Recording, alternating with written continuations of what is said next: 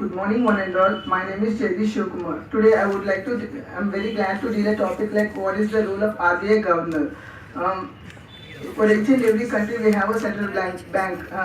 In India, it was RBI, Reserve Bank of India. It was established in 1935 and it was nationalized in 1949. The powers of RBI governor. Governor is responsible for issuing licenses for private and foreign banks. He is the person who controls the interest rates on deposits and advancements of the country. He regulates the financial system of the nation.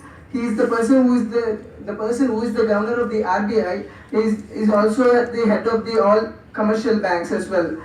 So finally we can say that RBI is the finally we can say that he is the one who controls the monetary currency and credit system. So for economic growth, RBI, the main thing RBI does is control inflation.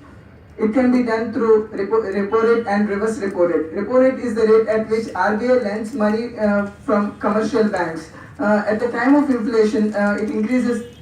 At the time of inflation, it increases the repo rate so that the lending, which discourages the bank from borrowing from money from RBI. And reverse repo rate. It is the rate at which RBI borrows money from commercial banks.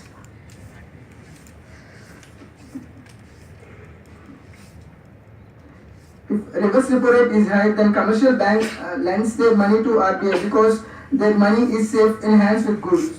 Since banks have given money to RBI, so they don't have adequate money to give markets.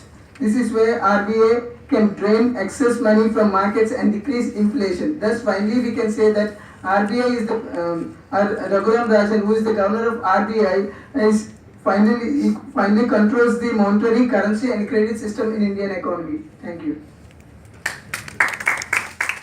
Good morning friends, myself Mohatidar. I am here to discuss about impact of water scarcity on Indian economy.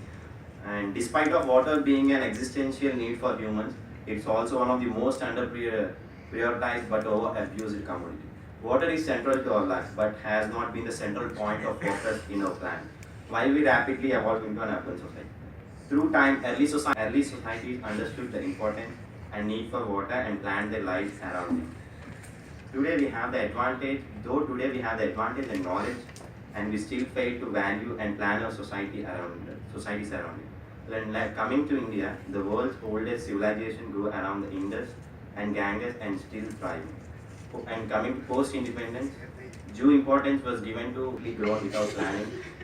For water need was water availability. And coming to the reasons behind water scarcity is mostly due to excess population growth and mismanagement of water resources around us. Inefficient use of water for agriculture and top growers of agriculture are using irrigation such as traditional techniques of irrigation causes maximum water loss due to evaporation, drainage, percolation and excess use of groundwater. This can be overcome by using micro irrigation techniques such as drip and sprinkler irrigation.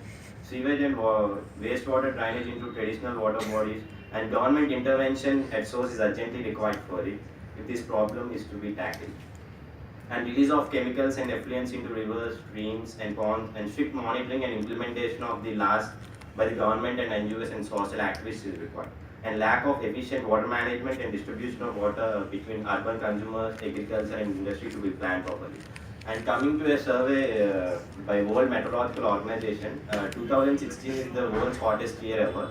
And coming to India, we have seen a situation in the recent summer that in Maharashtra, even all the cattle and people have faced so much drought in that area, and even the government has taken an initiative, started a train and collecting water from areas over there and transporting the places where they live.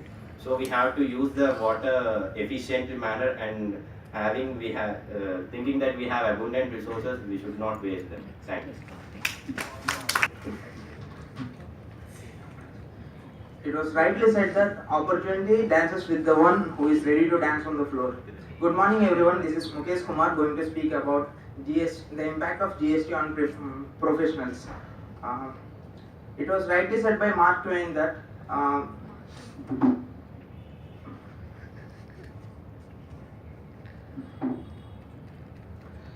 opportunity never you cannot find an opportunity unless you cease to be one. So it is so that now professionals are um, now professionals have are required to acclimated with the new tax. I mean, that is opportunity in the form of GST. Basically, GST is in the form of state, I mean, state SGST and CGST, and another one is IGST. IGST stands for Interstate Goods and Service Tax. CGST stands for Central Goods and Service Tax. SGST stands for State Goods and Service Tax. To the first, professionals will be able to have an opportunity through this law as the interpretation and the training of the supply chain management and other various sectors, and the the compliance requirements with the government authorities. To the first, professionals will be benefited in the form of tax registrations and tax planning, litigation in case of disturbances in tax. And as a new tax law is introduced, it is also always possible that many a times the interpretation may go wrong, and they are benefited in the form of tax planning and training of various supply chain management.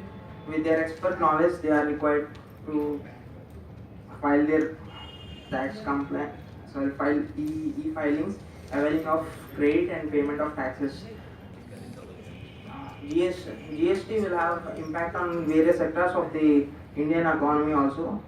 It is in the form of on banks. The current tax rate is 15%. Now after GST it is 18%, so it is going to have a negative impact.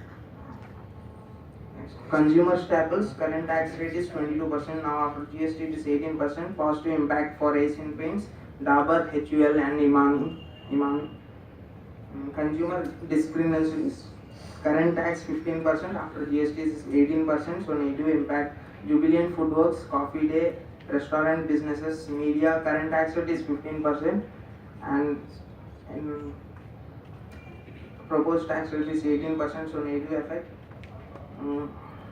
Telecom industry, again it has a negative effect. Automobile industries, negative effect. Pharma industries, negative effect. Cement industries is only the cement industry is going to have no impact through GST, as the current tax is 18% and proposed is also 18%. Now GST will also impact professionals in the form of new guidance requirements to many of the companies. It gives an opportunity for the young chartered accountants and tax professionals to means already existing chartered accountants and professionals will not be assimilated with the current new proposed tax law. So it gives it an opportunity for the young chartered accountants to be placed in many of the companies. Next.